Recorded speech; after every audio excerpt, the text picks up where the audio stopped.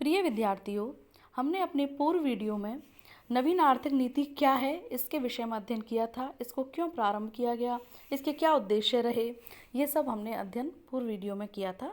अब इस वीडियो में हम आगे जब नवीन आर्थिक नीति के तहत जो आगे कदम उठाए गए उनके विषय में हम अध्ययन करेंगे। सबसे पहला कदम था वाणिज्यिक बैंकों द्वारा ब्याज दर का स्वयं निर्धारण, अर्थात उदारीकरण की नीति के तहत सभी वाणिज्यिक बैंक जो व्यापारिक बैंक थे उनको ब्याज की दर निर्धारित करने के लिए स्वतंत्र किया गया। उन्हें भारतीय रिजर्व बैंक द्वारा निर्धारित ब्याज की दरों को मानने की कोई बाध्यता नहीं होगी, जिससे कि वो अपने द्वारा निर्धारित ब्याज दरों के आधार पर पैसा उधार दे सकें या पैसा जमा कर सकें। लघु उद्योग के लिए निवेश सीमा में वृद्धि। लघु उद्योगों में निवेश की सीमा बढ़ाकर 1 करोड़ रुपए कर दी गई, जिससे ये कंपनियां अपनी मशीनरी को उन्नत बनाने के साथ साथ अपनी कार्यकुशलता में सुधार कर सकते हैं, है ना। तो लघु उद्योगों में निवेश की सीमा बढ़ाकर 1 करोड़ रुपए कर दी गई थी।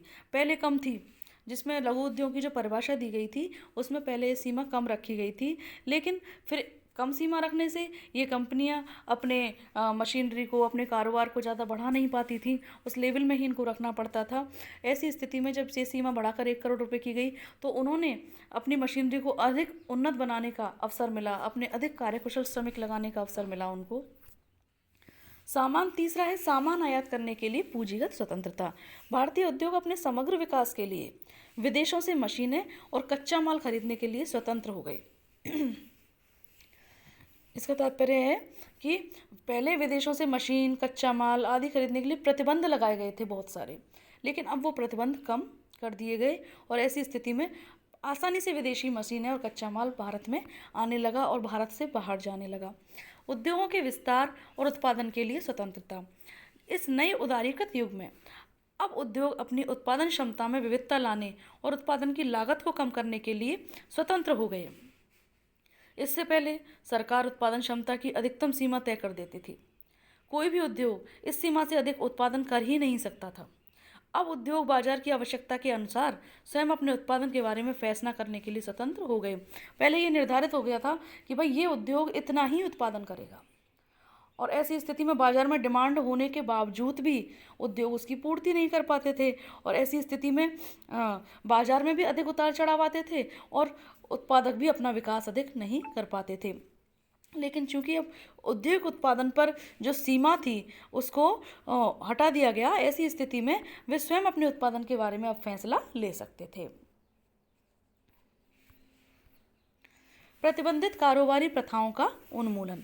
एकाधिकार एवं प्रतिबंधात्मक व्यापार अधिनियम, जिसको MRTP एक्ट बोलते हैं, 1969 के अनुसार वो सभी कंपनियां जिनकी संपत्ति का मूल्य 100 करोड़ रुपए या उससे अधिक है को MRTP कंपनी कहा जाता था। कौन सी थी MRTP कंपनी? जिसकी संपत्ति का मूल्य 100 करोड़ रुपए या उससे अधिक है। इसी कारण पहले उन पर कई प्रतिबंध लगाए जाते थे, लेकिन अब इन MRTP जो कंपनियां थीं इनको निवेश निर्णय लेने के लिए सरकार से पूर्व अनुमति प्राप्त करने की कोई आवश्यकता नहीं है। मतलब जो बड़े लेवल की कंपनियां थीं जिनका 100 करोड़ रुपए तक की संपत्ति थी या उससे अधिक थी, वो अब अपने स्वयं के निर्णय निवेश के इन्वेस्टमेंट संबंधी स्वयं ले सकती थी। सरकार की पूर्व अनुमति के लिए वो बाध्य अब नहीं रही थी, ताकि उनका तेजी से विकास हो सके और देश में भी आर्थिक विकास हो सके।